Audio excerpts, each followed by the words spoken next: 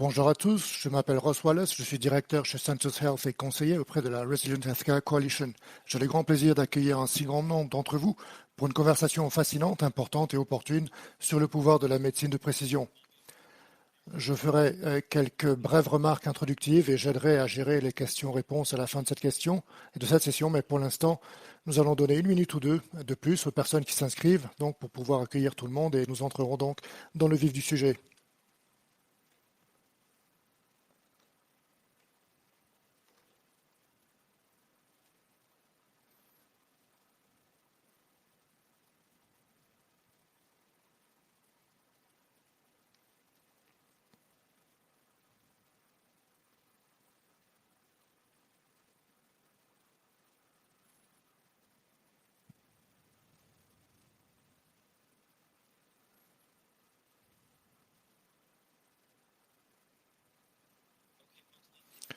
Très bien, commençons.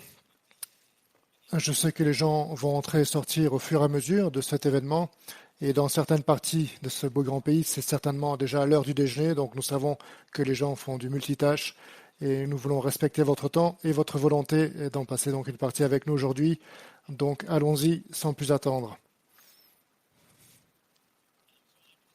Je vais donc commencer par reconnaître notre territoire, qui est évidemment un élément extrêmement important de la situation dans laquelle nous nous trouvons en tant que pays, en tant que communauté. J'aimerais commencer par saluer les peuples autochtones de toutes les terres sur lesquelles nous nous trouvons aujourd'hui. Bien que nous rencontrions aujourd'hui donc sur une plateforme virtuelle, j'aimerais prendre un moment pour reconnaître l'importance du territoire que chacun d'entre nous appelle son chez-soi. Étant résident à Toronto, je reconnais que la terre sur laquelle je me trouve est le territoire traditionnel de nombreuses nations, notamment les Mississauga du Crédit, les Anishinaabe, les Chippewa, les Haudenosaunee, les Wendat, et qu'elle abrite aujourd'hui de nombreuses Premières Nations, des Inuits et des Métis. Nous reconnaissons également que Toronto est couverte par le traité 13 et les Mississauga du Crédit. Et comme beaucoup d'entre vous viennent de tout le Canada, nous reconnaissons et réaffirmons le territoire ancestral et non cédé de tous les Inuits, Métis et membres des Premières Nations qui vivent dans cette nation d'un océan à l'autre. Nous le faisons pour réaffirmer notre engagement et notre responsabilité dans l'amélioration des relations entre les nations et dans l'amélioration de notre propre compréhension des peuples autochtones locaux et de leur culture. Donc, sur ce, permettez-moi de prendre quelques instants pour vous présenter un peu le contexte dans lequel nous nous trouvons aujourd'hui et la Resilient Healthcare Coalition. Donc, stimulée par d'importantes avancées dans le domaine de la recherche biomédicale, dont vous avez tous entendu parler, les systèmes de santé canadiens sont à l'aube d'une nouvelle ère, celle de la médecine de précision. Mais il ne sera pas possible de saisir la promesse de cette nouvelle ère que si un large éventail de partenaires, des décideurs ou groupes de patients, en passant par les cliniciens et les innovateurs, peuvent s'unir pour atteindre un certain nombre d'objectifs, améliorer le remboursement des tests génétiques, optimiser l'utilisation des preuves empiriques pour réduire l'incertitude des payeurs et des décideurs et accélérer le développement et la mise en œuvre d'accords de gestion des entrées. Il s'agit donc de buts et d'objectifs interconnectés qui font tous partie de la capture des promesses de ce nouveau monde dont nous sommes à l'aube et dont nous commençons déjà franchement à voir les plus grandes opportunités. C'est vraiment le sujet primordial sur lequel nous allons passer donc les 85 prochaines minutes à parler de ce sujet aujourd'hui. Et j'ai le grand plaisir d'être ici pour représenter une organisation appelée Resilient Healthcare Coalition, la coalition pour des soins de santé résilients. Pour ceux qui ne connaissent pas la RHC, notre objectif est de créer des systèmes de santé plus résilients au Canada, capables de fournir des meilleurs soins, plutôt de manière plus efficace et plus efficace, donc en s'appuyant sur un écosystème des sciences de la vie au niveau mondial. Et pour nous et les 13 organisations que vous voyez ici qui représentent notre comité directeur, cela signifie en réalité 2 objectifs principaux et primordiaux. Le premier est d'accélérer l'adoption de technologies de santé innovantes. Le second est d'exploiter les données relatives aux soins de santé pour mieux soutenir la résilience du système et les soins aux patients et de veiller à ce que nous disposions de toutes les données, de toutes les informations nécessaires pour réduire l'incertitude, partager les risques et parvenir à un accès plus rapide, meilleur et plus complet aux diagnostics, aux thérapies, aux vaccins et aux appareils médicaux. Voici donc RHC, c'est un plaisir pour moi d'être ici en son nom aujourd'hui.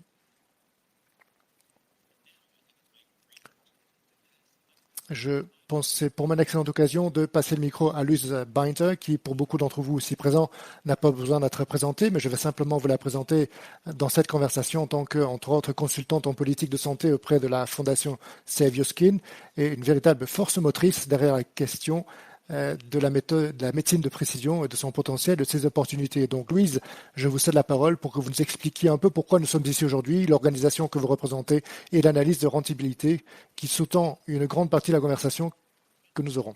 Merci Ross, merci à toutes celles et ceux qui ont pris le temps de se joindre à nous aujourd'hui, ainsi qu'à mes collègues panélistes. Alors Connected est un réseau qui a vu le jour il y a environ 7 ans. Il s'agit d'un réseau d'organisations nationales de patients qui ont commencé à reconnaître que la médecine de précision prenait de l'importance dans le paysage de la recherche et des traitements en oncologie. Et c'est ainsi que nous nous sommes réunis, un certain nombre d'entre nous, avec le mandat de veiller à ce qu'il existe au Canada un environnement permettant aux patients atteints de cancer d'avoir accès aux thérapies anticancéreuses, y compris à la médecine de précision. Donc nos groupes de patients se sont réunis pour promouvoir une meilleure éducation, une meilleure compréhension des thérapies, afin de garantir aux Canadiens un accès égal et opportun à ces thérapies, aux diagnostics compagnons et aux soins de soutien. Et notre première étape a consisté à créer un document de base décrivant en quelque sorte le paysage, tant sur le plan historique que sur celui de la situation actuelle. Et ce document est ce que nous appelons notre analyse de rentabilité de la médecine de précision, que nous avons intitulé en anglais Getting Better Faster, The Case for Optimizing Access to Precision Medicine in the Wake of the Revolution in Cancer Care. Donc c'est s'améliorer plus vite et l'analyse de rentabilité de l'optimisation de l'accès à la médecine de précision dans le sillage de la révolution des soins contre le cancer. Ross, je vous laisse intervenir. Ross, tu es en sourdine? Merci. Pour ceux qui n'ont pas eu l'occasion de lire cette analyse, il s'agit d'un travail incroyablement solide et impressionnant. Donc merci Louise d'en avoir fait l'introduction. Je sais que de nombreux éléments et clés de voûte de ce rapport seront évoqués et abordés au cours de cette conversation. Vous avez fait un excellent travail pour nous mettre sur la voie. Donc je voudrais juste faire une petite note, une petite mise au point avant de présenter les autres panélistes. Nous utilisons le format formel d'un webinaire par Zoom, et pour Zoom. C'est pourquoi vous pouvez nous voir, mais nous ne pouvons pas vous voir. Donc, compte tenu du grand nombre de personnes qui ont répondu à cette invitation, nous avions près de 115 ce matin, il y a beaucoup de personnes qui vont vouloir participer à cette conversation et nous ne pouvons que nous réjouir de ces chiffres et de l'occasion qui nous est donnée de maximiser votre engagement. Donc, c'est pourquoi nous allons utilisez la fonction formelle de questions-réponses au bas de votre écran.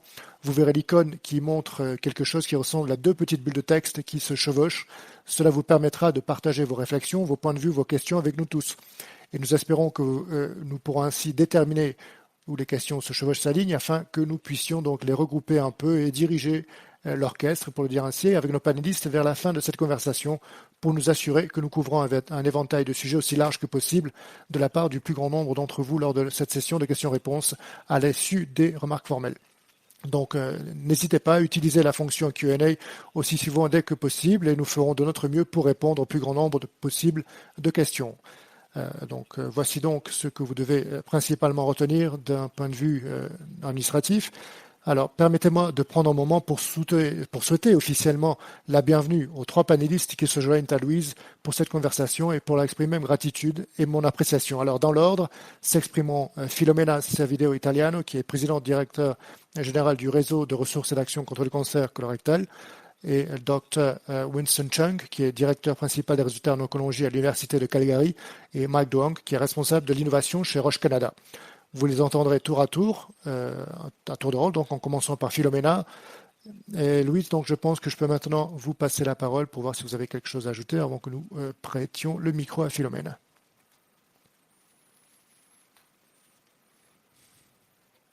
Très bien. Louise, pouvons-nous donc laisser la parole à Philomena ou vouliez-vous ajouter quelque chose? Oui, non, il me faut juste une petite minute pour activer tous ces boutons. Je voulais juste donner un peu de contexte à l'analyse de rentabilisation et plus particulièrement un contexte plus récent. Comme vous le savez peut-être, et merci Ross pour vos aimables commentaires sur cette analyse de rentabilisation, nous avons lancé récemment à l'occasion du sommet Biocan RX. Puis nous l'avons fait suivre dans 2 jours de webinaire consacrés à l'examen plus approfondi du contenu de cette analyse de rentabilisation. Et ce que les médecins qui traitent ces patients nous ont dit lors de ces webinaires, c'est que les patients en oncologie veulent de l'espoir et de la recherche pour que cet espoir devienne réalité. Et les thérapies innovantes, y compris la médecine de précision, apportent assurément de la recherche et de l'espoir. Et ces innovations dans le domaine du cancer se développant à une vitesse fulgurante, les politiques de santé doivent suivre le rythme de l'innovation afin d'optimiser l'accès des patients à ces thérapies novatrices.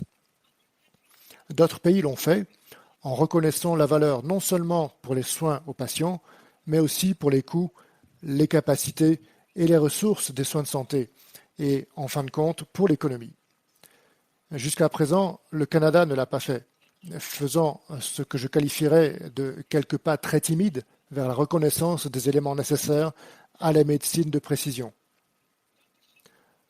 Le docteur Shakil Kassim a déclaré lors de notre séminaire en ligne qu'il fallait sensibiliser les décideurs à l'évolution de la prise en charge du cancer.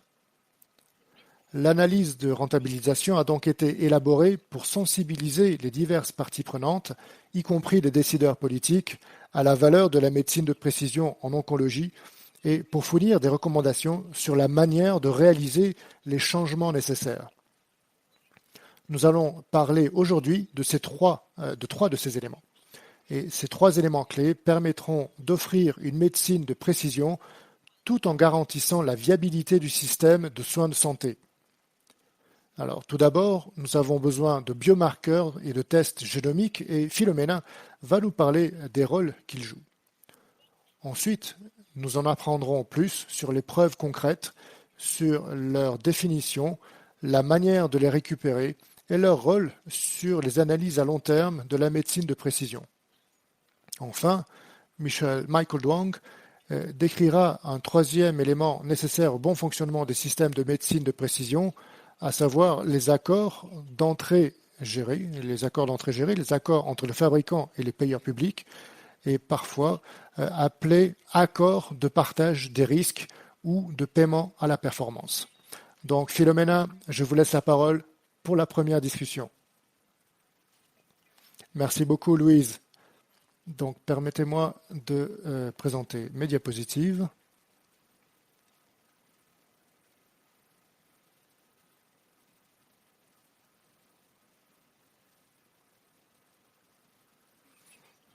Louise, voyez-vous mes diapositives? Oui, c'est très bon. C'est bien, c'est parfait Philomena. Elles sont parfaites. Très bien, merci. Bonjour mesdames et messieurs, donc j'aimerais remercier les organisateurs de m'avoir invité à participer aujourd'hui. Je leur en suis très reconnaissante. On m'a demandé de parler de l'importance et de la nécessité du profilage génomique au Canada. Nous savons tous qu'il n'y a pas deux personnes identiques et qu'il n'y a pas deux cancers identiques.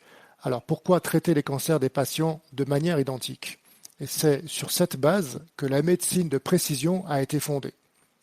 Si la chimiothérapie peut être très efficace et constitue le pilier du traitement du cancer pour de nombreux patients, nous savons qu'elle s'accompagne également de nombreux effets secondaires potentiels.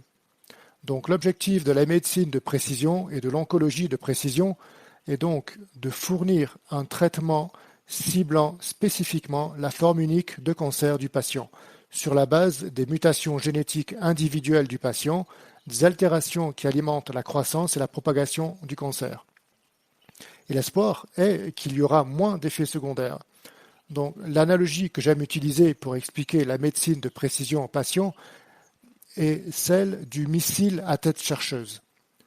Tout comme les missiles à tête chercheuse recherchent des sources de chaleur pour guider l'arme vers une cible, les médicaments de précision, les thérapies ciblées, se concentrent sur un marqueur génétique spécifique du cancer et recherchent le cancer dans le corps, empêchent le cancer de se diviser et de se développer, épargnent les cellules saines et limitent les effets secondaires, ce qui, comme nous le savons tous, est très recherché par les patients. Et si je le peux, j'aime partager la bande dessinée avec les patients pour les aider à consolider ce concept. Donc nous savons que les résultats des tests des biomarqueurs peuvent certainement contribuer à éclairer les décisions cliniques et la sélection de ces médicaments de précision d'une importance cruciale, car ils fournissent aux cliniciens les informations qu'ils recherchent concernant la nature et les caractéristiques spécifiques du cancer du patient, en particulier les caractéristiques génétiques, le profil moléculaire du cancer, la prise en compte des facteurs de risque et les effets secondaires, et sa croissance de survie. Ainsi, bien que de nombreux gènes puissent être testés, seule une poignée d'entre eux sont généralement signalés pour lesquels il existe des indications, ce qui explique certaines limites dans la prise en charge du cancer métastatique. En ce qui concerne l'accès aux soins, l'accès aux résultats des tests de biomarqueurs, le CRAN CRAN a interrogé 11 groupes de défense des patients pour tenter de recueillir leur point de vue sur les difficultés ou les obstacles rencontrés par leur population respective. Les 3 principaux obstacles ou défis signalés sont, premièrement, le manque d'accès en temps voulu aux tests et à la communication des résultats pour aider à éclairer les décisions cliniques, ce qui n'est pas surprenant car c'est le premier défi signalé par les groupes. Alors, dans un monde parfait, les résultats des tests de biomarqueurs devraient être disponibles dès la première rencontre avec l'oncologue médical. Mais ce n'est souvent pas le cas. Les tests réflexes effectués en interne constituent véritablement la norme de référence, mais lorsque les échantillons doivent être envoyés à un laboratoire extérieur, les délais d'exécution peuvent être longs et variables pour obtenir ces résultats. Et de plus, les oncologues sont souvent les derniers à être impliqués dans le parcours diagnostique du patient, car les patients viennent en oncologie après avoir consulté d'autres spécialistes pour des biopsies ou des interventions. Deuxièmement, le manque d'éducation et de sensibilisation des patients aux tests de biomarqueurs est dû en partie au fait que les cliniciens n'abordent pas la question des tests de biomarqueurs avec leurs patients, non pas parce qu'ils ne veulent pas le faire, mais par manque de temps ou parce qu'ils estiment que le sujet est trop compliqué pour être abordé avec le patient, ainsi que pour toute une série d'autres raisons que nous avons réussi à consigner dans le manuscrit post-conférence que nous avons rédigé. Et troisièmement, les disparités inter- et intra-provinciales en ce qui concerne les tests des biomarqueurs, l'accès, le financement et les cloisonnements qui existent au sein des institutions et entre les provinces. Alors, bien que le Canada dispose d'un système de soins de santé que nous considérons comme universel, il ne l'est pas réellement dans le sens d'un accès équitable aux soins et il est fragmenté au sein des provinces entre elles.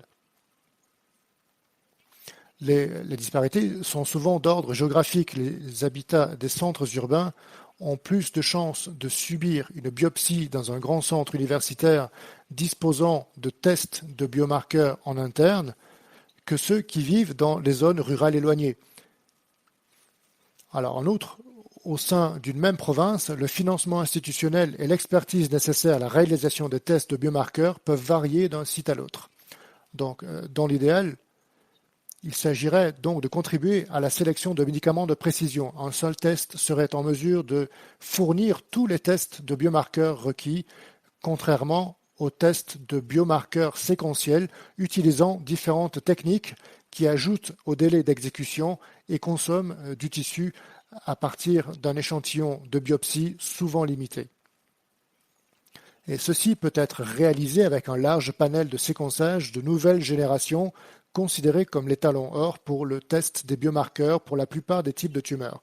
Les panels NGS sont capables de tester simultanément des centaines de biomarqueurs d'ADN et d'ARN et constituent la base des programmes d'analyse génomique complète au Canada et dans le monde entier.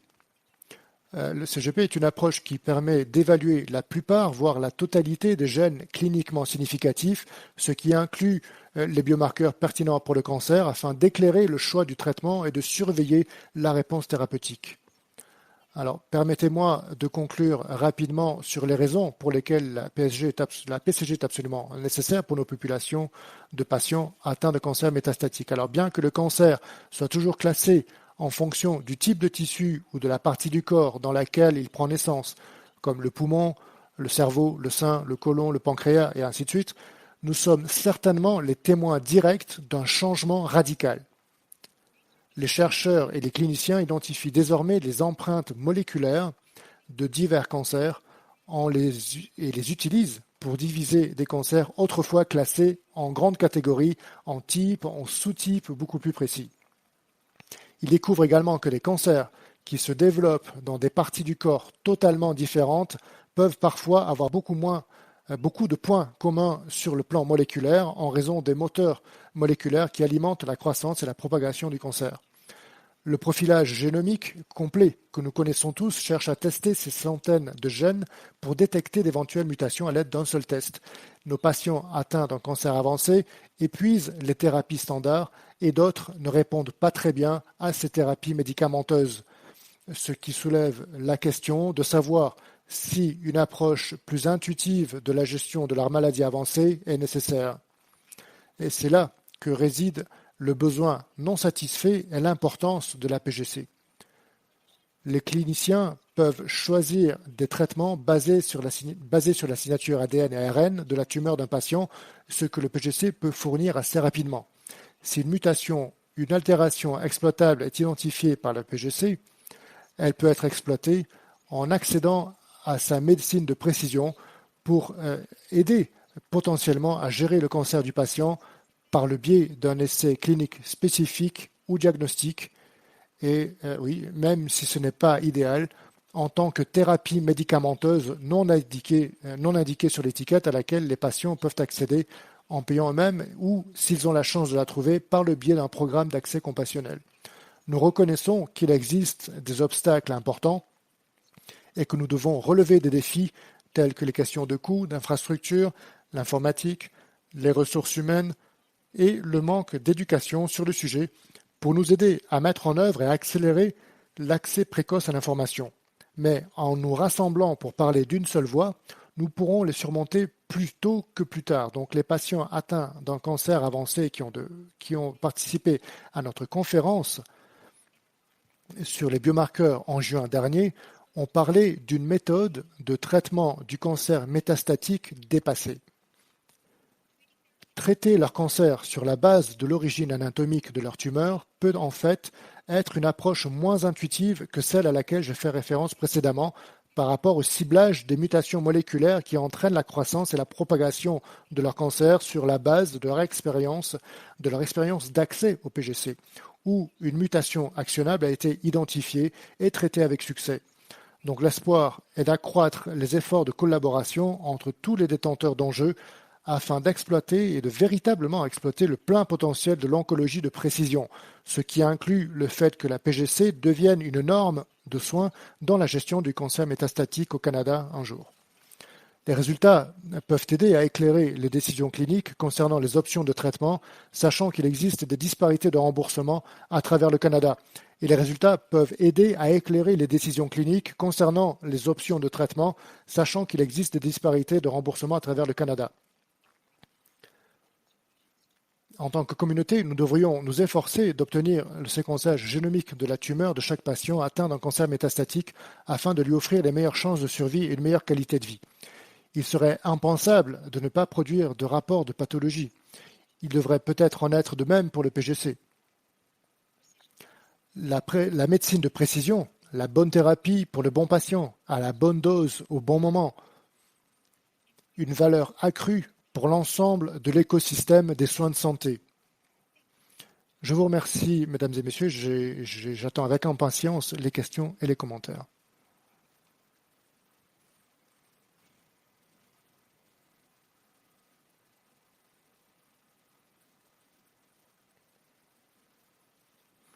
Louise, vous êtes en sourdine?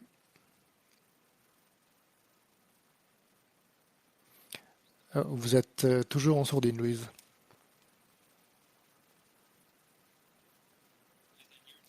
Je vous garantis que tout ce que vous dites est extraordinaire, mais malheureusement, nous ne vous entendons toujours pas. Ah, merci, Philomena. Mon micro n'arrête pas de s'éteindre et de se rallumer. Alors, ce que j'essayais de dire pour cette description très instructive et informative, et merci de souligner l'importance du profilage génomique dans la médecine de précision. Je me tourne donc vers vous, désormais, Winston, et j'aimerais savoir ce que vous pensez. Dr Sandy Sadev a récemment déclaré que les défis liés à l'obtention et à l'accès à la médecine de précision comprennent la nécessité d'accepter certaines choses, y compris les critères de substitution, les critères empiriques et les nouveaux modèles d'essai. Les payeurs publics nous disent que les tests décrits par Philomena et les traitements de médecine de précision sont coûteux et nous ne savons souvent pas s'ils seront efficaces et sûrs à long terme. Donc, qu'est-ce qu'une preuve empirique et comment peut-elle jouer un rôle dans la réponse aux préoccupations des payeurs? Je pense que j'aborderai ce sujet en détail dans mon exposé à venir, mais en tant que scientifique des données et chercheur en matière de données rurales, j'estime que les preuves empiriques ont un rôle majeur à jouer pour combler les lacunes en matière de données probantes. Comme vous le savez, les essais cliniques portent souvent sur des populations de patients très spécifiques et leur suivi est généralement très limité. Donc c'est pourquoi les payeurs ne sont pas à l'aise avec l'incertitude, avec les questions auxquelles les essais cliniques ne peuvent pas répondre. Je pense donc que nous devons sortir des sentiers battus. Je pense que les payeurs et les décideurs changent lentement d'avis, qu'ils sont de plus en plus ouverts à ces données d'essais non cliniques. Mais alors, le pendule n'évolue peut-être pas aussi vite que nous le souhaitions, ou du moins que ce groupe le souhaite, mais je pense qu'il évolue. Je pense donc que c'est très encourageant et je suis optimiste. Vous savez, dans un avenir proche, j'espère qu'il y aura une plus grande acceptation de ces différentes sources de données et de ces différentes sources de preuves également.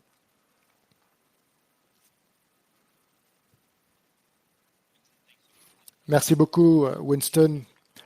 Alors, pourquoi ne pas vous donner l'occasion de présenter vos diapositives et d'enrichir la conversation qu'a déjà entamée Philomène.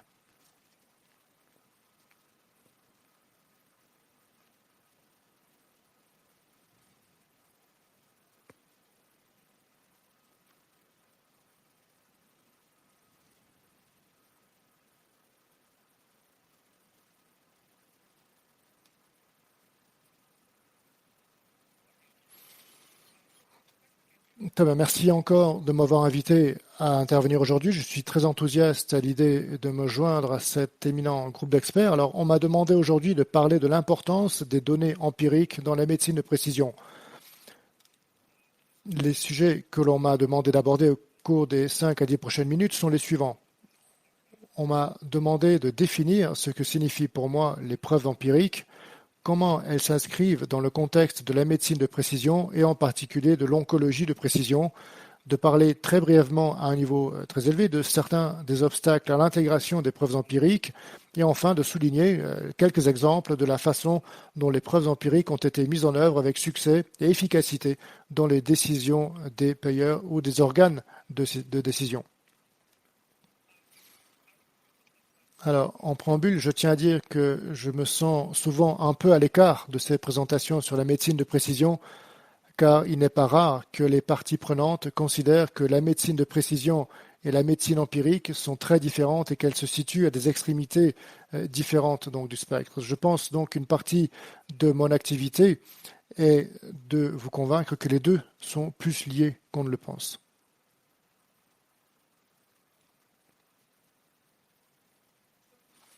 Donc tout d'abord, je vais définir ce que signifient pour moi les preuves empiriques. Il s'agit d'un terme générique très large et j'utiliserai à nouveau le terme générique de nomenclature dans une prochaine diapo.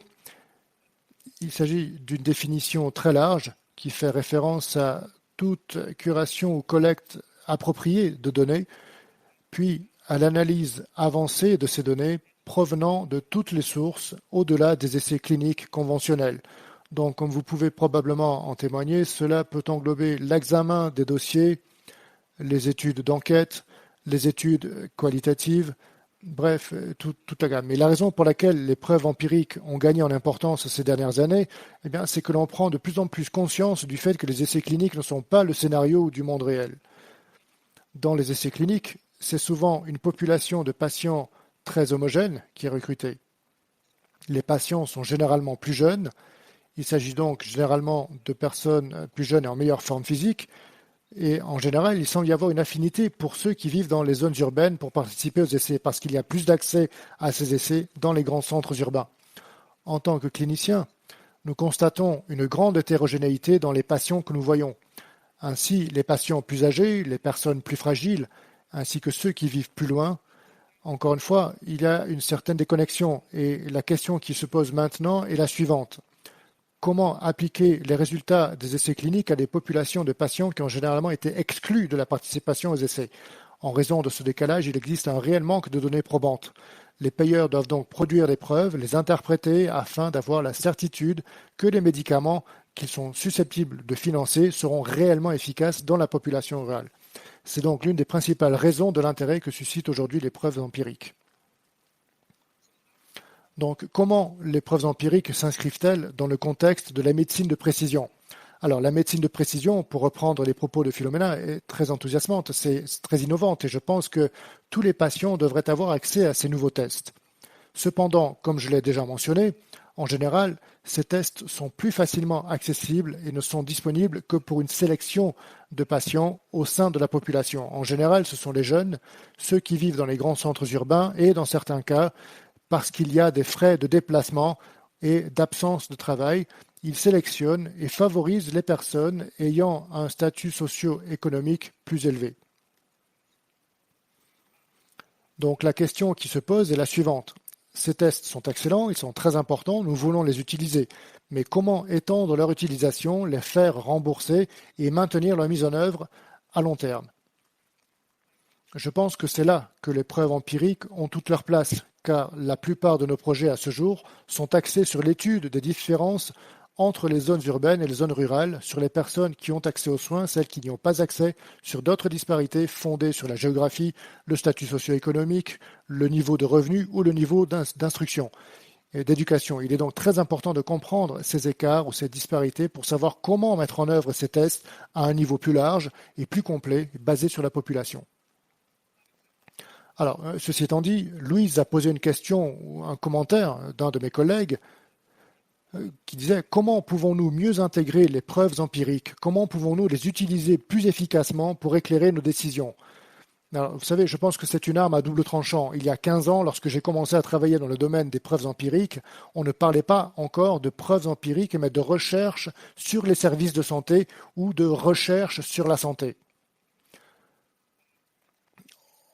On parlait de recherche sur les services de santé, donc en matière de santé, et je passais la moitié de mon temps à expliquer aux gens ce que je faisais. Donc je veux dire, à la décharge de l'industrie, que je pense que le changement d'étiquette ou de marque, ce que je fais sous le nom de preuve empirique, RW pour son sigle en anglais, a fait de merveilles. Mais ceci dit, ce n'est pas... moi, je n'ai plus vraiment à me battre pour ce que je fais, mais il n'est pas rare que je me rende à une conférence et que je vois l'expression empirique, entre guillemets, ou monde réel, entre guillemets, utilisée dans 80% des affiches que je vois. Et il s'agit d'un examen du dossier du monde réel, d'une enquête du monde réel. Je pense que l'inconvénient de cette situation est que la qualité des données du monde réel est plus floue. Et je pense que cela compromet la capacité d'information des preuves empiriques, car, encore une fois, les payeurs et les parties prenantes qui prennent des décisions importantes se méfient vraiment des preuves empiriques de mauvaise qualité. C'est pourquoi, de plus en plus, avec mes stagiaires, mon équipe et d'autres collaborateurs, nous essayons d'éduquer et d'informer les individus sur la manière de distinguer les bonnes preuves empiriques des mauvaises. Il s'agit d'un terme générique, mais il nous incombe de distinguer ce qui est bon de ce qui est mauvais. Donc à cet égard, un certain nombre d'initiatives ont été lancées en termes d'outils qui permettent aux gens d'évaluer les études sur les preuves empiriques. Il y a donc la liste de contrôle GRACE, GRACE, le questionnaire e-sport et l'inventaire Robin's Eye. Encore une fois, je n'aurai pas le temps de passer en revue les avantages et les inconvénients de chaque outil, mais il suffit de dire que ces outils sont disponibles et j'encourage vraiment les gens à adopter ces outils afin qu'avec le temps, toutes les bonnes études sur les preuves empiriques remontent à la surface et puissent vraiment être prises en compte et être exploitées au maximum de leur potentiel. Enfin, je voudrais évoquer quelques réussites. Je dirais donc que tout n'est pas sombre. Il y a eu un certain nombre d'exemples, tant aux États-Unis qu'en Europe, où les preuves empiriques ont eu un impact sur les décisions. Alors encore une fois, faute de temps, je n'aurai ni les ressources, donc ni le temps de passer en revue tous les exemples, mais ce que je veux vraiment souligner, c'est que cela fait une différence. Dans certains cas, les preuves empiriques sont utilisées pour documenter le fardeau de la maladie. quels sont les besoins non satisfaits d'une certaine entité pathologique et la raison pour laquelle nous devrions envisager un essai de phase 1 ou de phase 2 parce qu'un essai de phase 3 n'est pas réalisable. Dans d'autres cas, les gens veulent une étude comparative, mais seule une étude de phase 2 à un seul bras est disponible. Donc les preuves ont également comblé cette lacune en étant utilisées pour générer un contrôle externe ou un contrôle synthétique afin de fournir des informations comparatives sur l'efficacité. Dans la plupart de ces scénarios, je dirais que l'accent est mis sur les aspects suivants des maladies plus rares ou des sous-ensembles rares de tumeurs importantes. Un bon exemple pourrait être celui d'une tumeur rare du cancer du poumon induite par un biomarqueur. Donc le cancer du poumon est très répandu, très commun, mais une tumeur mutée par ROS ou une tumeur alkylée est très rare. Donc encore une fois, même dans ce contexte, les pré-empiriques ont un rôle à jouer. Donc sur une note positive, je pense aussi que lorsque je montre cette diapo, je reçois souvent des commentaires. Je vois la FDA, je vois l'EMA, mais qu'en est-il de Santé Canada et de CADET? Qu'en est-il du Canada? Je dirais, encore une fois, nous avons probablement suivi de très près les traces de la FDA et de l'EMA. Santé Canada et CADET s'intéressent de près à l'incorporation des preuves empiriques. En fait, CADET a publié au début de l'année des orientations sur la manière dont les preuves empiriques devraient être réalisées. Je pense donc, une fois encore, que les choses bougent, les choses évoluent, même si ce n'est pas aussi rapide que nous le souhaiterions. Donc, je vais probablement conclure ma présentation. Je tiens à remercier très rapidement mon équipe, car une grande partie de ce que j'ai décrit ici est le fruit d'un travail d'équipe. Et pour terminer sur une bonne note, le coin supérieur droit de cette diapositive représente le nouveau centre de cancérologie de Calgary. Il est très encourageant de voir que nous aurons 30 à 40 espaces de travail au 9e étage de ce bâtiment dédiés aux preuves empiriques. Je pense donc que les preuves empiriques sont là pour rester. Je pense qu'il y a d'énormes investissements dans les preuves empiriques. Je suis donc optimiste et j'espère que vous en entendrez parler davantage dans les années à venir. Donc je rends la parole à Ross ou à Louise. Merci beaucoup. Merci infiniment Winston. Je vais donc me tourner vers vous, Mike.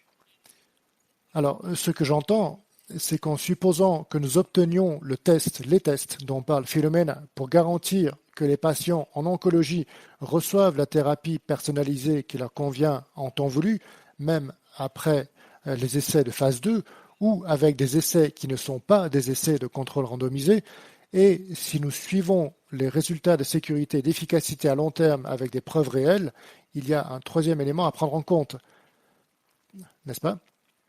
Il s'agit de ce que l'on appelle parfois les accords de participation gérés qui garantissent que les risques et les coûts sont équitablement partagés entre les parties prenantes qui payent pour ces traitements et les fabricants de ces derniers. Quelle est donc la place de ces accords? Mike, alors que vous réfléchissez donc à cette question de Louise, je voudrais juste rappeler à notre public qui nous a rejoint aujourd'hui d'utiliser l'icône Q&A au bas de vos écrans. Si vous voulez nous faire part de vos questions, eh bien nous ferons en sorte d'optimiser la pertinence de la conversation que vous attendez tous avec impatience une fois que l'exposé de Mike sera terminé et que Louise aura aidé à tout harmoniser. Donc je vous invite à utiliser la fonction Q&A. Nous sommes impatients de recevoir d'autres questions pendant que vous repensez à tout ce que vous avez entendu. Oui, merci Ross. Merci pour cette question, Louise. Alors, pour répondre à votre question, je vais me replonger dans mes diapositives et les intégrer à mon exposé. Alors, je vais prendre une petite minute. Voilà, je vais partager.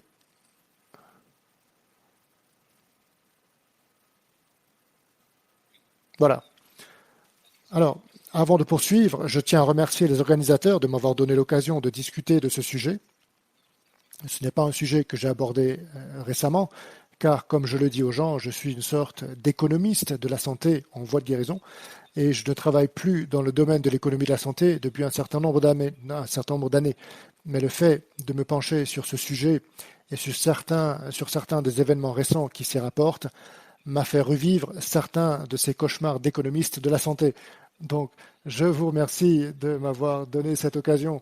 Merci de m'avoir permis de revivre ces douleurs et de m'engager à nouveau dans cette conversation avec la communauté.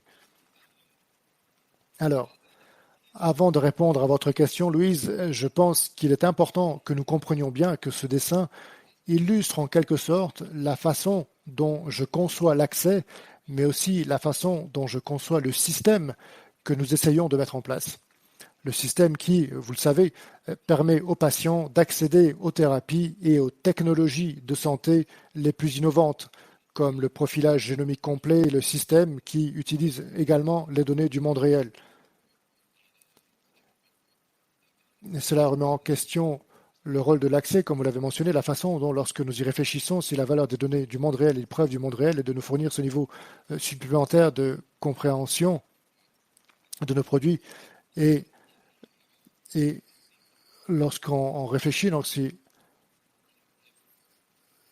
la valeur de ces données du monde réel et les preuves du monde réel est de nous fournir ce niveau supplémentaire de compréhension de nos produits et de nous permettre d'obtenir plus d'informations sur ces nouvelles innovations, nous avons en fait besoin que les patients puissent y avoir accès.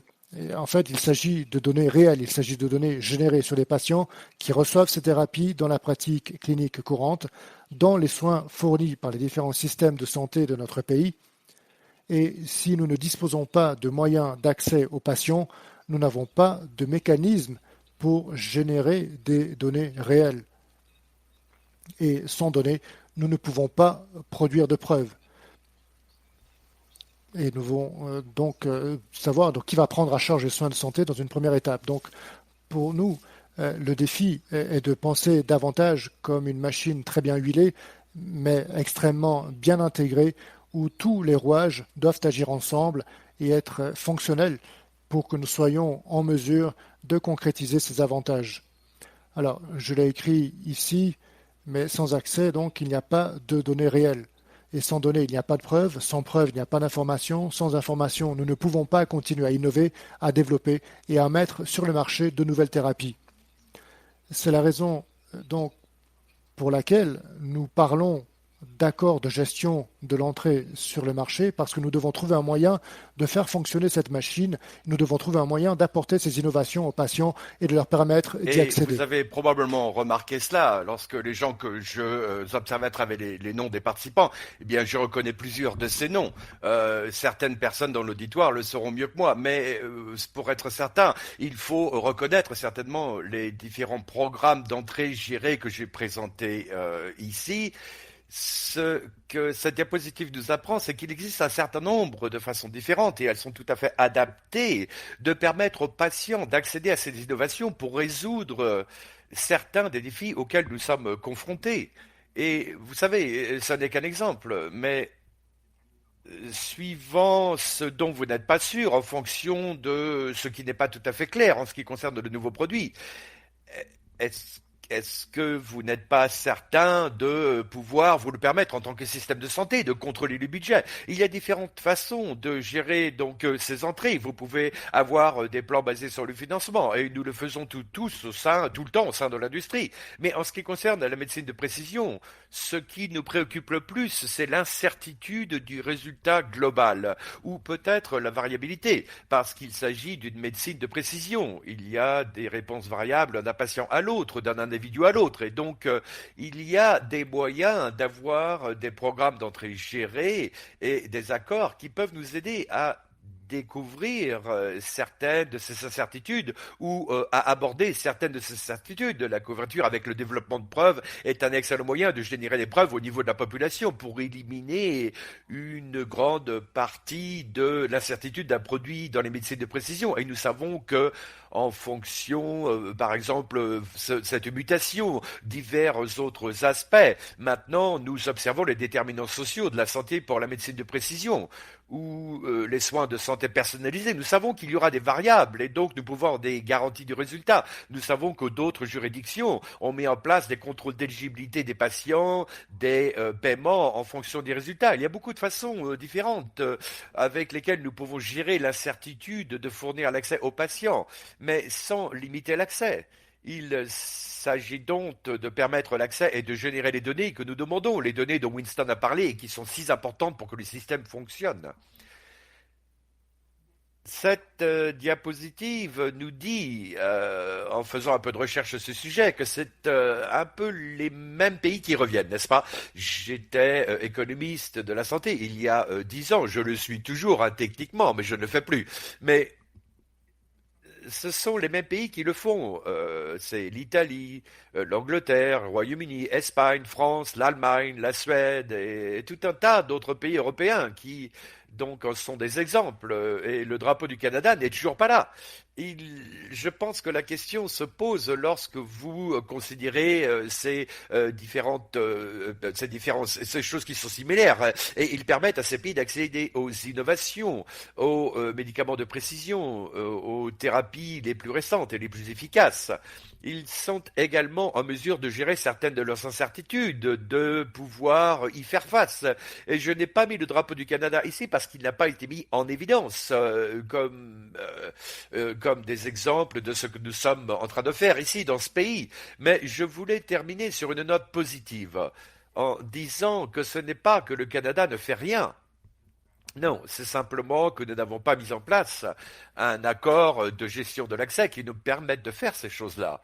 Je pense que si vous regardez autour de vous, et c'est le travail dans lequel je suis maintenant impliqué, alors que je m'éloigne de l'économie de la santé pour m'intéresser davantage à l'innovation et au travail sur les systèmes de santé du pays, eh bien, lorsque vous observez tous les différents groupes et toutes les différentes organisations à travers notre pays et ce à quoi ils travaillent, nous construisons un système de santé très robuste. Nous sommes déterminés à mettre en place un système de santé très solide qui puisse permettre tout cela. Cette conversation que nous avons ici aujourd'hui, cette idée que nous pouvons permettre l'accès aux médicaments de précision, en oncologie ou dans tout autre domaine thérapeutique, dispose de l'infrastructure nécessaire pour générer des données de très haute qualité afin d'apprendre et d'éliminer l'incertitude et puis de remédier à certaines divergences dans les résultats. Nous développons les fondements de notre système de santé et il y a énormément d'engagement à cet égard. Nous travaillons et nous avons travaillé avec CatMet, comme je l'ai dit,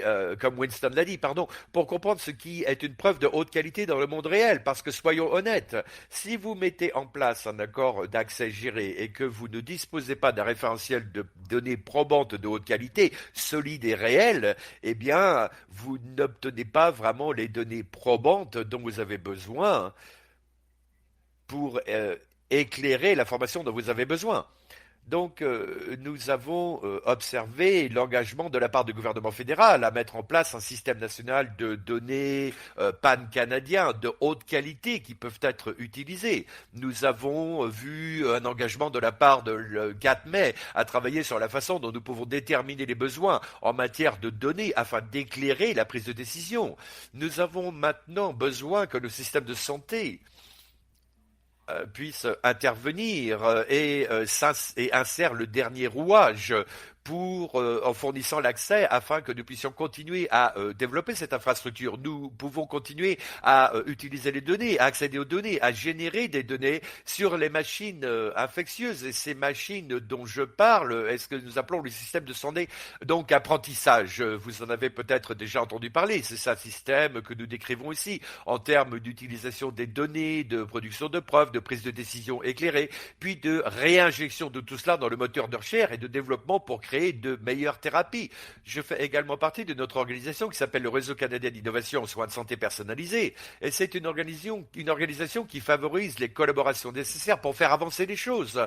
Ce n'est pas quelque chose qu'une organisation peut faire seule ou devrait faire individuellement dans sa propre petite partie du monde de la santé. Non, nous devons tous nous rassembler et travailler ensemble sur ce sujet. Ça fait partie de ce que nous faisons au CFIN. Réunir cette industrie, rassembler le gouvernement, les organisations du secteur public, les hôpitaux, les institutions académiques, et nous pouvons tous travailler ensemble et pouvoir le développer. Je pense que le message le plus important que je laisserai à tout le monde ici, c'est que il ne s'agit pas d'un processus séquentiel. Nous ne devons pas attendre de développer l'infrastructure de données parfaite au Canada avant d'avoir des accords d'entrée gérés menant à la génération de données. Nous pouvons tous faire cela en tandem, nous pouvons tous le faire ensemble. Nous disposons de référentiels de données de très grande qualité, comme Winston vient de le mentionner, par exemple en Alberta, avec O0, O2, et une expertise de grande qualité dans ces domaines. Et donc toutes ces choses-là que nous pouvons faire alors que nous développons les outils avec donc les politiques idéales. Voilà, donc je m'en tiendrai donc à cela et nous passerons peut-être maintenant aux questions et réponses. Merci beaucoup, Michael. Donc, c'était intéressant ce que vous venez de décrire, les rouages du système. Et au Canada, nous avons énormément de rouages, n'est-ce pas? Et nous commençons avec les patients qui ont vraiment besoin d'avoir un accès rapide à des médicaments dont ils ont cruellement besoin, en particulier en oncologie. La Santé Canada a entamé le processus en déterminant si les médicaments qui entrent au Canada sont sûrs et efficaces. Et ensuite, le Conseil d'examen du prix des médicaments brevetés pose la question suivante. Le prix auquel le fabricant veut vendre le médicament au Canada est excessif. Et donc, à ce stade, nous n'avons même pas des payeurs publics dans le processus. Ensuite, nous passons aux payeurs publics pour discuter des décisions de payer ou de ne pas payer les médicaments avec les deniers publics. Et nous utilisons, comme vous l'avez mentionné, donc cette technologie connected pour pouvoir analyser les preuves de la valeur pour le système. Et donc, nous disposons aussi d'un autre rouage qui est l'Alliance pharmaceutique pan-canadienne qui négocie les prix avec les payeurs publics ainsi qu'avec les fabricants afin de déterminer ce que les payeurs publics sont prêts à payer pour ces médicaments. Et c'est là qu'interviennent évidemment les accords de gestion des entrées. Mais cela ne s'arrête pas là. Il revient ensuite à chaque province de prendre sa propre décision quant au remboursement public d'un médicament donné. Et cela fait beaucoup de rouages, n'est-ce pas? Et donc, il est difficile de les huiler tous, et comme vous l'avez dit, de ne pas essayer de les faire fonctionner de manière séquentielle. Et donc, c'est un défi. Donc, il ne fait aucun doute que l'ensemble du processus est long et que les patients attendent. Mais d'un autre côté, les payeurs doivent s'assurer de la valeur du médicament. Sinon, ils paient pour des médicaments qui n'ont que peu de valeur. Donc, la position de chacun est tout à fait équitable. Cependant, la science fait des progrès incroyables dans le domaine du cancer et apparemment du jour au lendemain, grâce à l'utilisation de biomarqueurs et de tests génomiques, à la collecte et à l'analyse des données réelles pertinentes et à des accords de gestion des entrées, nous pouvons fournir des médicaments aux patients plus rapidement et garantir un accès équitable aux soins de santé. Et toutes ces recommandations figurent donc dans l'analyse de rentabilité. Et je me contenterai d'en citer 4 qui portent spécifiquement sur ce sujet. Nous avons donc besoin, comme l'a dit Philomena, nous devons intégrer les tests de diagnostic de précision dans le processus des traitements eux-mêmes plutôt que de les cloisonner et les considérer comme distincts. Nous devons également être prêts à examiner les approbations d'essais de phase 2. Et jusqu'à présent, cela a été un véritable défi. Je ne veux pas dire que cela ne s'est jamais produit, mais il semble que ce soit un véritable défi de convaincre les responsables de l'évaluation des technologies de la santé d'accepter d'examiner les essais de phase 2. Nous avons besoin de preuves concrètes. Nous avons entendu parler beaucoup, et c'est très important. Et comme a dit Michael, si vous n'avez pas ces preuves, eh bien vous n'avez rien du tout.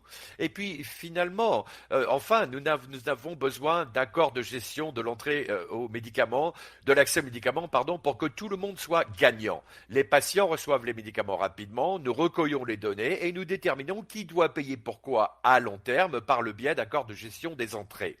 Et donc, c'est plus ou moins l'algorithme, si vous voulez, auquel j'aime penser. Alors, je suppose que c'est maintenant à vous, Ross, de voir si nous avons des questions de la part du public. Oui, merci beaucoup, Louise, et merci à Mike, Philomena et Winston pour leur présentation complémentaire, ce qui semble tout à fait approprié compte tenu du sujet et des organisations qui nous accueillent. Alors, encore une fois, j'encourage les gens à poser leurs questions dans la section Q et A. Il y a déjà des questions qui nous sont arrivées. Je suis très heureux de les poser et je dois également signaler à tout le monde que ce webinaire, tel qu'il a été publié avec la vidéo et les diapositives, sera mis en ligne sur YouTube. Nous enverrons donc ce lien dans le cadre de notre suivi. Nous créerons également une version audio uniquement sous forme de balado. Donc les gens auront donc la possibilité d'écouter, de regarder, de réfléchir à nouveau à l'avenir avec ces informations que nous communiquerons après la conclusion officielle donc à 14 heures de cette conférence. Restez donc à l'écoute pour notre suivi sur les différentes plateformes disponibles. Alors, je commencerai donc peut-être par une question sur les données et l'infrastructure. Un certain nombre d'entre vous ont parlé de cette sorte de déconnexion entre ce que nous aimerions avoir accès et ce à quoi nous avons idéalement accès aujourd'hui. Et je me demande peut-être, Winston, je peux commencer par vous, quels sont selon vous les plus grands défis liés à l'insuffisance des données ou à leur non-intégration ou à leur non-interopérabilité? Quels sont selon vous les plus grands défis liés au fait de ne pas disposer de ce que l'on souhaiterait avoir pour effectuer l'analyse qui sous-tend une grande partie de de ce dont nous avons parlé? Eh bien, je pourrais peut-être revenir et continuer à énumérer ces points douloureux, mais je pense qu'il y en a quelques-uns qui sont importants. Je suppose que lorsque on parle donc d'autres pays, de pays en Europe, il y a nous suggérons que le Canada est un grand pays, que tous les systèmes de données sont reliés et harmonisés, mais en fait, il y a une douzaine de systèmes de données différents. Donc, même si nous voulons vraiment des données pan-canadiennes, il est très difficile d'extraire des données ou de fusionner des données ou de fédérer des données au-delà des frontières provinciales. Et je sais qu'il y a des initiatives en cours pour y parvenir, mais l'horizon temporel de ce genre d'initiative est long et probablement un certain nombre d'années avant de voir que cela se concrétise. C'est donc une question plutôt délicate. Pour les tumeurs rares, par exemple, il est très difficile d'utiliser les données d'une seule province ou d'une seule juridiction. Et je pense donc que cela a été le défi. Et donc c'est la collecte des données. Je pense que l'analyse est une autre question. Je pense que l'époque où nous pouvions travailler sur le côté de notre bureau et avoir une feuille de calcul Excel ouverte est révolue. Et de faire une analyse rapide et de la publier. Non, je pense qu'il faut de l'expertise et de la formation pour véritablement traduire les données en preuves. Et je m'inquiète un peu lorsqu'une personne non formée manipule des données, car c'est ainsi que l'on obtient de mauvais résultats dans le cadre donc des preuves empiriques. Et c'est ainsi qu'on obtient de mauvais résultats, qu'on brouille les pistes. Un mauvais résultat de données empiriques, ce ne suffira pas à dissuader donc un décideur d'adopter le l'EPR. Et donc l'anecdote que je donne et que je ne m'aventurerai jamais dans des essais de phase 1 parce que je n'ai pas été formé pour cela. Et je dirais que si vous n'avez pas été formé pour EEPR, vous devriez probablement chercher des collaborateurs qui ont eu bonne expérience dans ce domaine. Mais je pense que nous voulons nous assurer que tout ce que nous produisons est de qualité décisionnelle. Donc je pense que ce sont là les deux points les plus importants. Merci beaucoup, Winston. Et Louise, Philomena ou Mike, voulez-vous intervenir sur les questions de l'infrastructure? Devrions-nous continuer? Eh bien, si je peux me permettre, Ross, Mike a fait vraiment un très beau travail. Nous ne pouvons pas produire de preuves et de données réelles si les patients n'ont pas accès à ces technologies innovantes. C'est tout simplement impossible. Et l'un des points que je voulais vraiment soulever en tant que responsable d'un groupe de défense des patients, c'est que nous sommes chargés de veiller à ce que nous soumettions des preuves très réfléchies, très convaincantes pour les patients. Et étant donné qu'un certain nombre d'essais cliniques sont essentiellement réalisés bien avant que nous ne soyons chargés de soumettre ces données aux patients, l'accès aux patients qui ont cette expérience vraiment importante pour exploiter ses valeurs, ses priorités, ses préférences, lorsqu'il s'agit de la thérapie donc à l'étude, doit vraiment être l'un des plus grands défis que doit relever un groupe de défense des patients. Parce que au Canada, du moins, c'est probablement la même chose dans le monde entier. Nous ne pouvons tout simplement pas avoir accès à ces patients. Ils ne sont tout simplement pas là. Ils n'ont pas nécessairement cette expérience.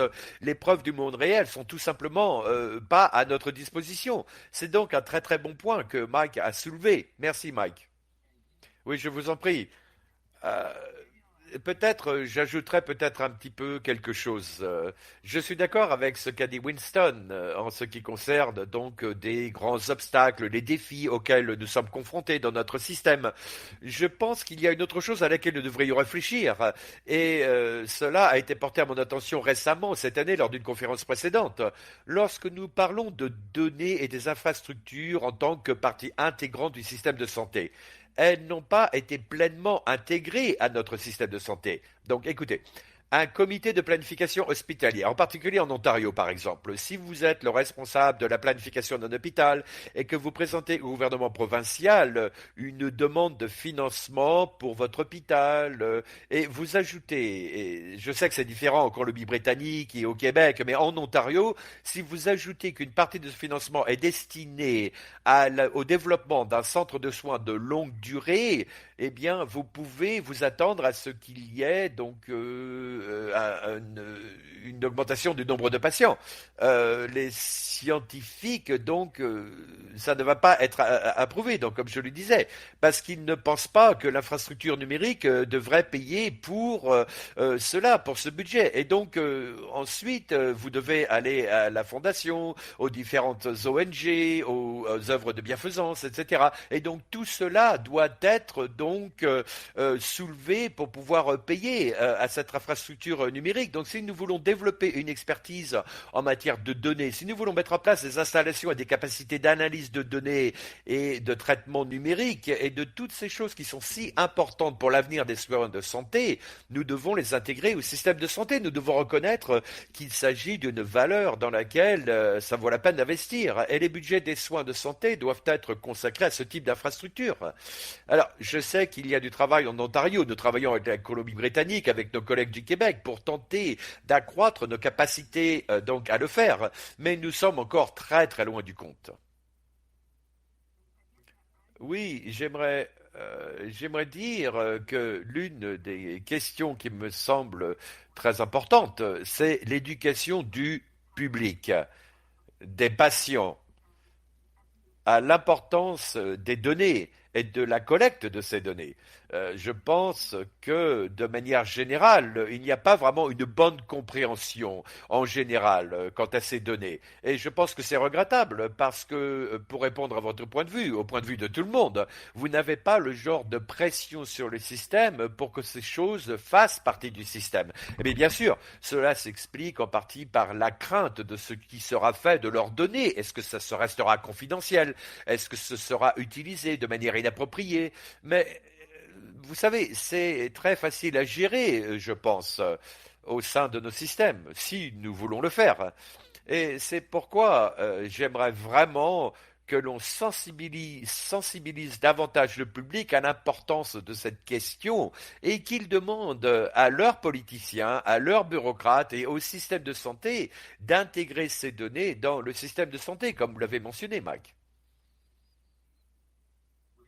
Winston, je ne sais pas si vous voulez peut-être rebondir sur cette question, mais comme Mike parle de l'importance d'intégrer certains de ces récepteurs et de cette puissance analytique dans les hôpitaux, vous avez montré une belle image d'un nouvel hôpital avec tout un tas de gens, tout un tas de bureaux.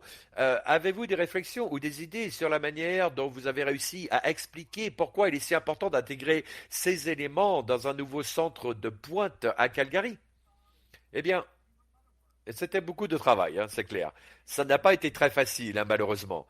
Mais pour mettre le crédit sur mon chef, je pense qu'ils ont écouté, qu'ils ont aussi compris la valeur et qu'il prévoit que la recherche et le développement sur les preuves empiriques jouent un rôle de plus en plus important au cours de l'année à venir. Et cela s'explique en partie par les antécédents de mon équipe, mais aussi cette idée qu'ils avaient dans les années à venir. Nous voulons être des pionniers et des défenseurs de ce qui est nécessaire. Donc je pense qu'ils l'ont compris. Il y a eu un alignement avec cette vision, donc je les félicite pour pouvoir voir cela. Et pour répondre à votre question, Louis, je pense qu'il peut s'agir d'une bataille difficile. Vous savez, le financement des études sur les preuves empiriques, eh bien, sur les données empiriques, pardon, est bien inférieur à celui des essais cliniques. Et vous savez, j'aimerais voir plus d'investissement dans les sciences des données et l'infrastructure des données également. Et le financement, c'est, vous savez, une sorte de type de projet. Et donc, c'est très difficile d'obtenir un financement pour l'infrastructure. Je n'ai pas de réponse à vous donner, si ce n'est qu'il faut espérer pour une plus grande mobilisation, une plus grande prise de parole à ce sujet qui permettra de faire avancer les choses. Mais espérons que le public et le panel ici présent plaideront vraiment en faveur de ce type de travail, non seulement pour mon équipe, mais aussi pour toutes les autres équipes. C'est intéressant. Je pense qu'au Canada, nous voyons une situation où les systèmes de santé ne veulent pas nécessairement être les premiers, mais ils ne veulent pas non plus être les derniers. Donc nous pouvons peut-être montrer du doigt les pionniers et les présenter comme des exemples dont il faut s'inspirer pour ne pas prendre trop de retard. Plus facile peut-être que le travail de plaidoyer qui consiste à mettre en place cette infrastructure. Une question intéressante qui vient d'être soulevée à propos des ressources, des capacités des ressources humaines à s'engager, à animer et à réunir dans l'espace des preuves empiriques. Il y a beaucoup d'intérêt parmi les acteurs de l'industrie, des décideurs politiques, les universitaires, les cliniciens. Comment pouvons-nous former, attirer, développer, soutenir une nouvelle génération de Canadiens qui se sentent à l'aise avec ces concepts et avec l'interaction de toutes les parties du système santé dont nous parlons ici? Comment trouver des moyens d'accroître la capacité humaine réelle qui permettra à ce travail d'être effectué de la manière dont nous sommes tous si enthousiastes? Peut-être vous avez quelque chose à dire à ce propos-là? Oui, peut-être je peux commencer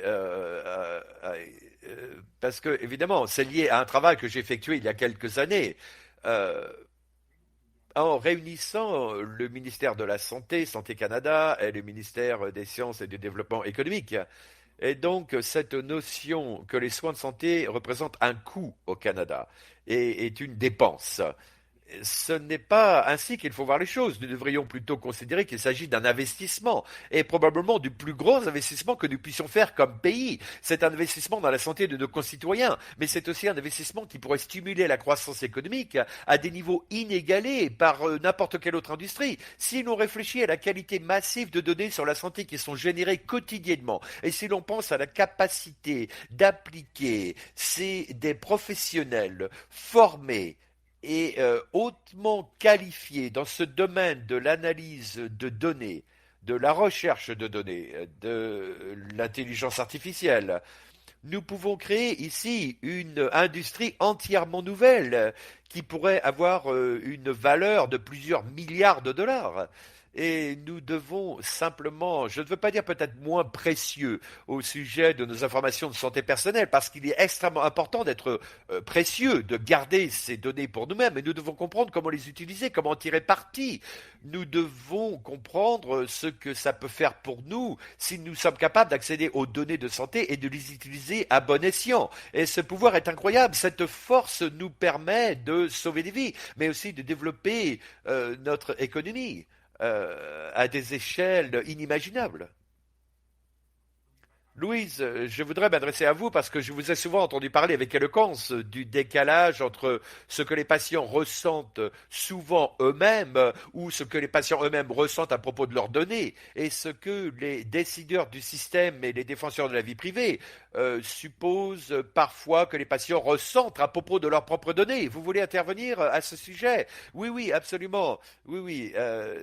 J'entends tellement de bureaucrates et de politiciens qui se demandent à quoi pensent les patients. Et je me demande toujours à quels patients ils ont parlé. Et vous savez, je n'ai jamais parlé à un patient pendant toutes les années où j'ai travaillé dans ce domaine qui m'a dit je ne veux pas que vous utilisiez mes données pour la recherche. Je ne veux pas que vous utilisiez mes données pour améliorer ma vie et celle d'autres personnes.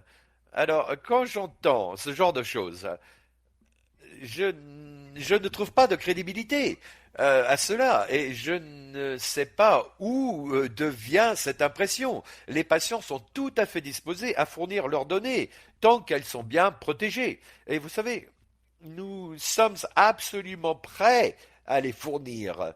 Nous voulons que la recherche avance. Nous voulons que les preuves empiriques progressent. Nous voulons tout cela. Je ne sais pas où se situe ce fossé entre ce que pensent les décideurs politiques et ce que nous pensons en tant que patients. Mais il semble qu'il y en ait un fossé. Et c'est vraiment regrettable. Winston, je vous laisse la main. Je vous remercie. Je sais que Philomena voulait aussi intervenir. Qu'en pensez-vous?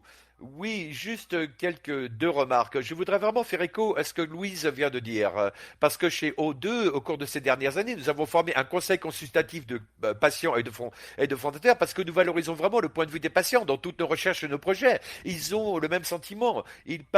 Partent du principe que nous exploitons déjà leurs données. Ils veulent que ces données soient pleinement utilisées pour aider les autres. Ainsi, lorsque je leur dis qu'il est parfois difficile d'obtenir des données et d'y accéder, ils ne savent pas vraiment d'où ça vient et ils veulent vraiment exprimer et articuler leur soutien à l'utilisation de leurs données. Et donc, je pense que de plus nous en parlerons, le mieux ce sera. Et je voudrais revenir rapidement sur le renforcement des capacités. Nous formons des stagiaires à la recherche d'une carrière dans l'oncologie. Mais encore là, il n'y a pas toujours de financement pour soutenir ces stagiaires parce qu'il n'y a pas de financement pour les aider.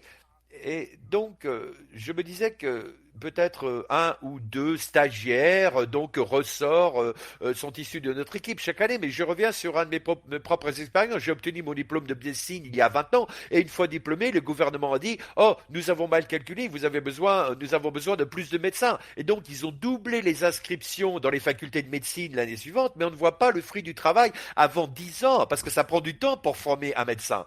Et donc, je dirais de rester patient. Dans 5 à 10 ans, vous verrez probablement plus de gens dans mon domaine et dans d'autres centres et j'espère que cela augmentera la capacité d'autres projets. Oui, merci pour cette question. Et lorsqu'on parle de développement du potentiel humain pour capturer les données numériques et le potentiel des preuves empiriques, me semble être quelque chose qui nécessite un certain nombre de conversations avec l'ensemble de l'écosystème que nous devons avoir. Nous allons donc mettre cela de côté pour le moment et nous y reviendrons peut-être. Philomena, qu'en pensez-vous? C'est précisément ce que j'allais dire. J'aborde généralement les questions comme celle-ci qui impliquent des preuves empiriques et des données empiriques d'un point de vue éducatif, parce que l'éducation a tendance à élucider. Alors, lorsqu'il s'agit d'un sujet comme celui-ci, qui nécessite ce que je pense être un investissement à court terme, il a tendance à être compensé par des avantages à long terme qui sont ressentis dans l'ensemble du système de soins de santé. Et donc, il y a tendance à apporter de nombreux avantages sur le long terme. Et je me fais l'écho de ce que Louise vient juste de dire. Nos patients nous disent constamment, utilisez mon expérience, utilisez mon parcours, utilisez mes données, parce qu'elles peuvent potentiellement profiter à beaucoup d'autres personnes qui viendront après moi. Et ils le disent d'une seule voix. Et nous sommes donc tout à fait favorables à l'idée d'investir de l'argent dès le départ pour en tirer des avantages considérables par la suite. Merci, merci beaucoup. Peut-être une question sur la perspective et le paysage mondial, les preuves empiriques. Donc cette conversation, comme vous avez tous ici sur la capture de l'opportunité et la promesse et le potentiel de la médecine de précision, c'est une conversation mondiale. Je sais que vous êtes tous impliqués dans de différents canaux autour de différentes tables dans le monde. Nous avons vu à travers une lentille un peu en amont, et je pense que l'un des avantages d'arriver un peu plus tard à la fête, c'est que l'on peut voir tout ce qui s'est passé passer avant que l'on arrive et profiter des meilleures idées et des meilleurs enseignements des personnes qui sont arrivées plus tôt. Et je me demandais si vous aimeriez peut-être réfléchir à ce que vous avez vu dans d'autres juridictions qui sont pertinentes pour l'expérience canadienne, qui pourraient nous aider à accélérer notre progression. Quelle est la meilleure façon de savoir ce qu'il faut absorber, intégrer ou adopter dans d'autres pays par rapport à ce qui s'y fait ailleurs.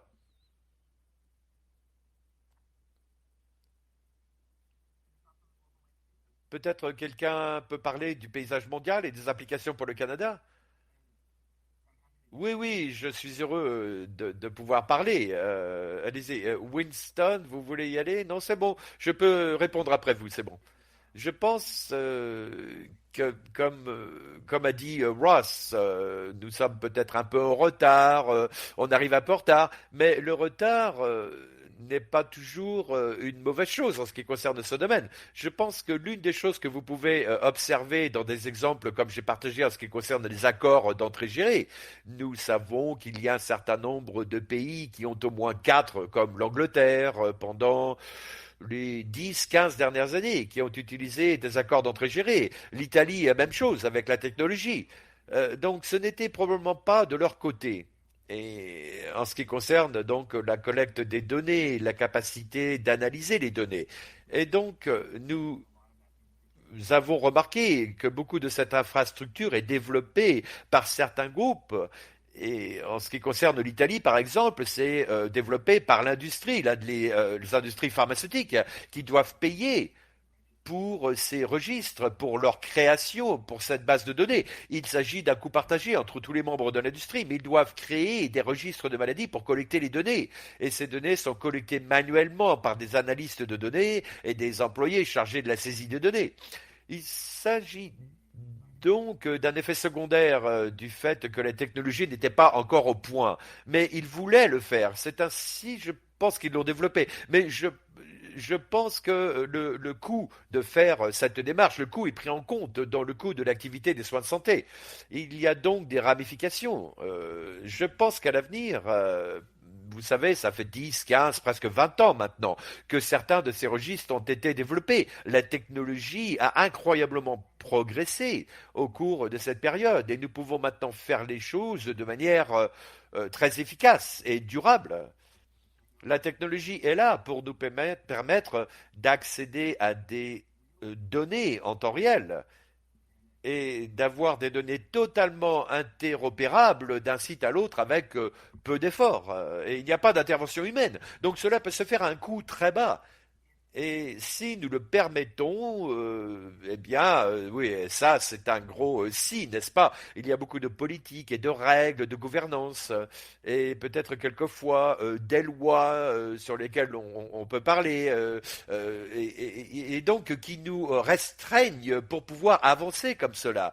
Mais si nous pouvons considérer à moderniser certaines de ces politiques, nous pouvons en faire tirer parti de la technologie et construire cette infrastructure pour une fraction du coût qu'elle aurait coûté il y a 20 ans. Et donc j'encourage donc tous ceux qui ont de l'influence dans l'espace politique à examiner les politiques qui régissent l'accès aux données et l'utilisation de la technologie dans l'infrastructure des données pour se demander s'il est possible de repenser certaines de ces politiques et de permettre à la technologie d'intervenir et de nous sauver la mise.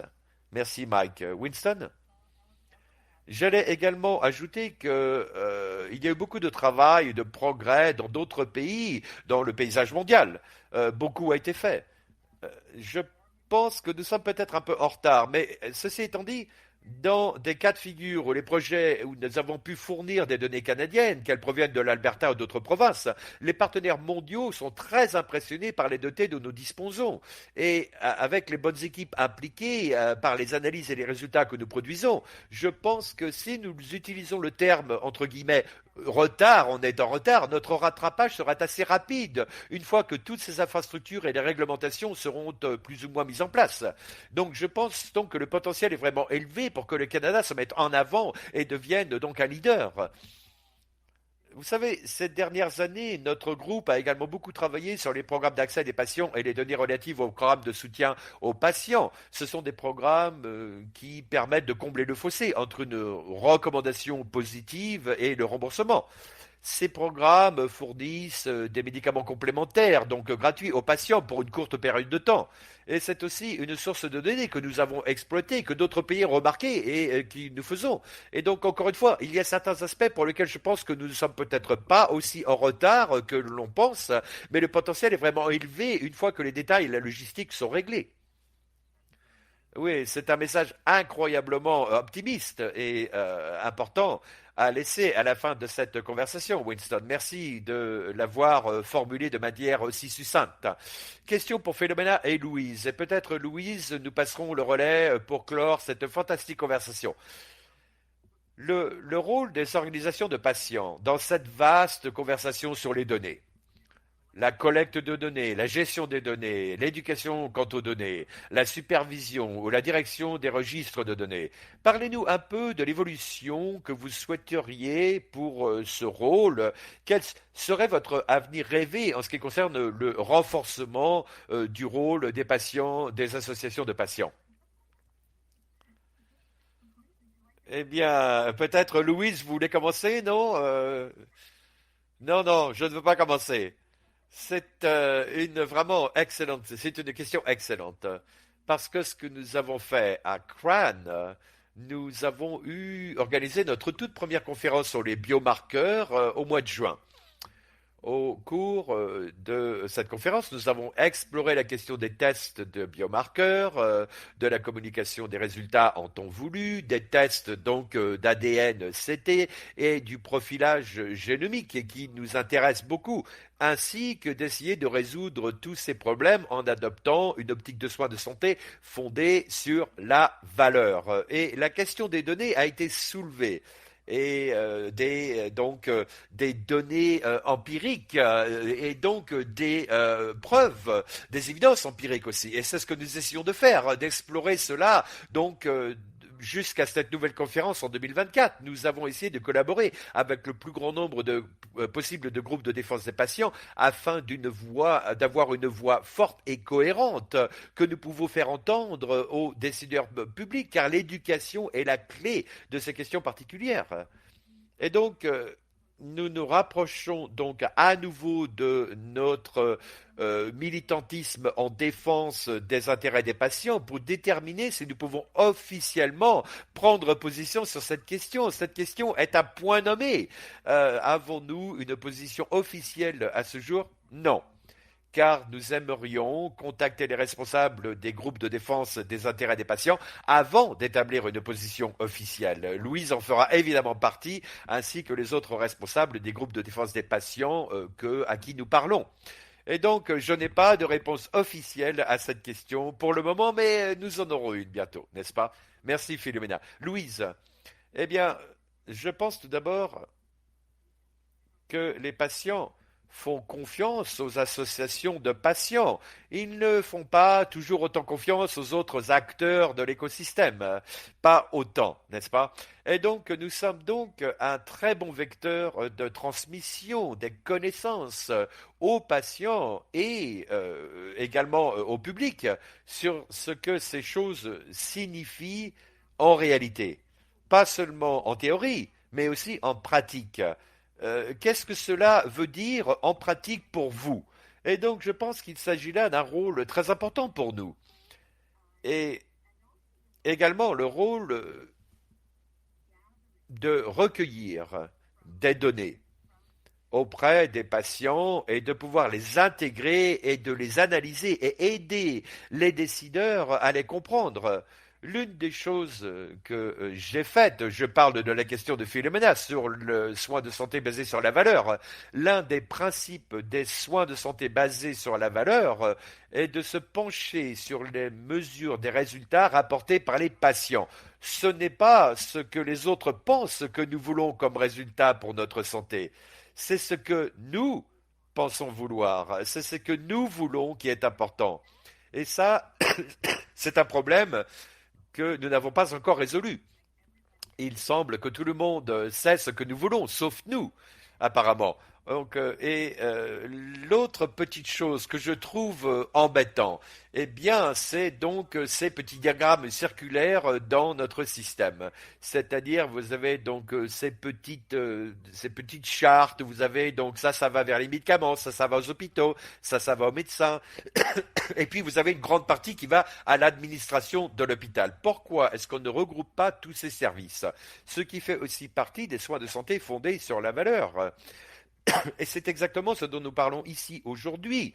Si en fait nous faisons les tests dont parlait Philomena, l'analyse des données réelles dont parle Winston, et l'élaboration d'accords de gestion des entrées dont parlait Michael, si ces accords permettent d'économiser de l'argent pour le système de santé dans son ensemble, parce qu'ils regroupent tous les services dans la population. Chaque population a besoin. Certaines populations peut-être besoin de plus de médicaments, d'autres peuvent avoir on those rather than saying, well, plus de besoins hospitaliers, mais vous regroupez ces services et puis plutôt que de dire voilà, nous n'avons plus d'argent pour les médicaments cette année, eh bien tant pis, nous n'avons plus de place dans les hôpitaux parce que nous avons épuisé notre budget, tant pis. Je pense que c'est une erreur absolue. Nods from those of us on the camera as you were talking about that, Louise. So thanks for. Nous devrions vraiment renverser toute cette notion. Oui, je vois qu'il y avait beaucoup de différentes réactions que je vois sur la caméra. Donc, je vais revenir vers vous, Louise, une dernière fois pour conclure, mais je voudrais remercier vous tous qui se sont joints à cette conversation très riche, réfléchie et complémentaire, et pour les questions très intéressantes qui ont été partagées avec nous. Je vous remercie également Winston, Michael, Philomena et Louise d'avoir eu autant à dire sur ce sujet et sur tant d'autres et d'avoir associé vos points de vue et vos idées d'une manière aussi utile et opportune. Healthcare Coalition and Louise Connected. Pas la dernière fois que nous faisons cette session. J'espère que vous reviendront avec nous au nom de Resilient Healthcare Coalition et de Louise, donc avec Connected. Je vous remercie. Louise, c'est à vous. Eh bien, je tiens à remercier toutes les personnes qui se sont jointes à nous aujourd'hui. Et j'espère qu'au moins ça a été éducatif, stimulant. Et puis, bien sûr, j'espère aussi stimulant pour l'action. Et nous devons vraiment aller de l'avant. Nous ne pouvons pas nous contenter de parler. Et puis, bien sûr, je tiens à remercier les panélistes pour leur présentation aujourd'hui. Je pense qu'il est toujours merveilleux de pouvoir d'avoir plusieurs parties prenantes qui travaillent ensemble, car c'est vraiment ce dont nous avons besoin. Nous avons besoin de tout le monde dans cette conversation. Tout le monde a quelque chose à partager et à apporter. Et donc je pense que c'est vraiment formidable. Et j'aimerais voir un peu plus des personnes des représentants du gouvernement qui puissent nous rejoindre dans cette conversation. Je tiens aussi également à remercier Sentence Health qui a présenté cette conférence au nom de la Resilient Healthcare Coalition, ainsi que Ross qui a été le modérateur. Et surtout, je tiens à remercier mes collègues de Connected, de la Save Your Skin Foundation, ainsi que les organisations et le CCRAN, et les autres organisations qui soutiennent le travail que nous faisons. Je vous souhaite donc de très bonnes fêtes de fin d'année. Reposez-vous car il y a beaucoup à faire l'année prochaine. Merci beaucoup. Parfait, Louise. Merci à tous et on se reverra en 2024. Merci.